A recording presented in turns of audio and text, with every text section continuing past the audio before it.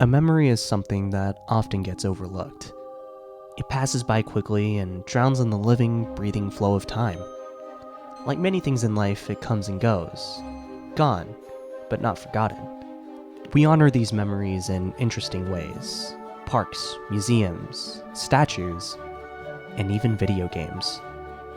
Insomniac Games, the creators of the Ratchet & Clank series, have utilized this medium to create a memorial for the late developer, Dan Johnson, in one of their games, Ratchet & Clank Into the Nexus. The virtual museum they constructed around this statue is everything Memorial sets out to do. Using a shared sense of the past, audience interaction, and nostalgia, Insomniac was able to honor Dan's memory and contributions to gaming while utilizing all the work that memorials and monuments must do. Make an event of the past, what the memorial marks, relevant to the needs and desires of the memorial's present. A memorial is meant to get others to remember people or events of the past. By utilizing the terms remembering and memorializing, we mean to focus attention on those public practices by which history is turned into memory. Insomniac included all the elements that memorials use to be effective, but enhanced it to a grander scale. While not a real-life monument, Insomniac's virtual statue of Dan still follows the conventions of what people come to expect from memorials. A shared sense of past is immediately apparent from the moment this museum is shown off. It showcases enemies, locations, and in-universe species that are familiar to both new and old fans of the series and the developers. Chairman Drake, this cunning blog attempted to create his own planet using pieces of innocent worlds. He was thwarted by none other than Ratchet and Clank. This series was big for Insomniac during Dan Johnson's time in the company. Building his legacy around the different works he was involved in was a great way to share common ground between the people he worked with and those who experienced his work. As a level designer and artist, Johnson has left his mark on many of the areas present in these games. The shared memories between the player and developer create a collective bond among those present. The way this place is set up allows people to share Dan's memories and the impact that he had at Insomniac. It only gets amplified when the games and artifacts featured in these first few segments are from games that aim to memorialize him. The games Ratchet & Clank Tools of Destruction and A Crack in Time were some of the first games in the series that started using the phrase "in memory of Dan Johnson" at the end of their credits, so it's no coincidence that the first games dedicated to memorializing him were put at the beginning of the museum to evoke that shared sense of past, going in chronological order until the statue is revealed to the audience. This build-up towards his statue is only enhanced by the way the audience is made to interact with the game. See, the audience interaction here is also very similar to the interaction incorporated into other memorials. It's even amplified because of the medium that it's presented in.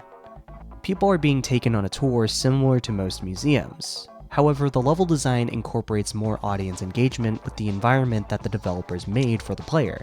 They navigate the museum in creative ways that aren't possible in reality, taking advantage of the digital aspects of the environment. Dan's legacy in Insomniac was mainly as a level designer and artist. As such, it's fitting to compose the museum environment as a level where players can run and jump around. It makes the experience that much more interesting and interactive. We're about to enter the ventilation shaft.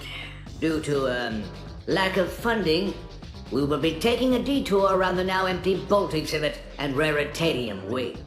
Forming a memorial around this mentality not only goes over the history of the franchise, but memorializes a lot of the work that Dan was involved in, overall making the process of developing these games into an event that needs to be remembered. The audience interaction evokes personal memories in the listeners, making them active participants in the reminiscing process. The imagery shown excites the audience, getting them to participate in the art and internalize what's being shown to them. This feeling gets cemented through the nostalgia that gets evoked when Dan's statue is finally unveiled. The way the nostalgia brings together the shared sense of past and audience interaction is what makes this hold up as a memorial. Dan Johnson gets built up from the beginning of the museum. His considered placement, along with his description, is what ties this whole thing together. Here stands the heroic figure of Dan Johnson. Mr. Johnson once lived on a primitive planet called Earth, where he mixed techno music, raised cats, and discover the often overlooked secret of enjoying life. Go outside, meet friends, and share their company while consuming delicious food and a sparkling beverage. Dan has been featured in the Ratchet & Clank games for years as a cameo, each one often being a funny joke from the developers. But this one specifically is portrayed much differently than the ones in the past. The placement and the presentation of Dan here feels so considered. He is placed at the dead center of the entire museum. In relation to his placement, it's like he's being helmed as one of the developers who were at the center of everything when Ratchet & Clank was first conceived in 2002. Which is exactly the case. He has been with these guys since around 1998.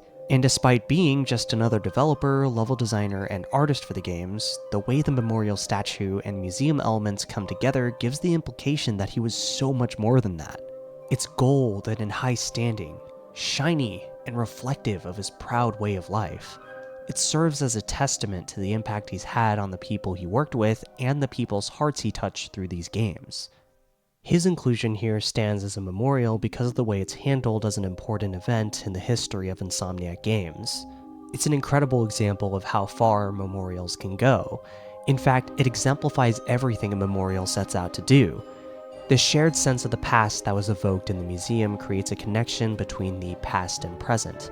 The interaction that's geared towards the audience guides them through the memories created because of Dan, and the nostalgia that results from these elements honors Dan's memory and contributions to gaming.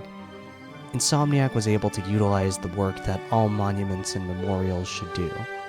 They made an event of the past relevant to the needs and desires of the memorial's present.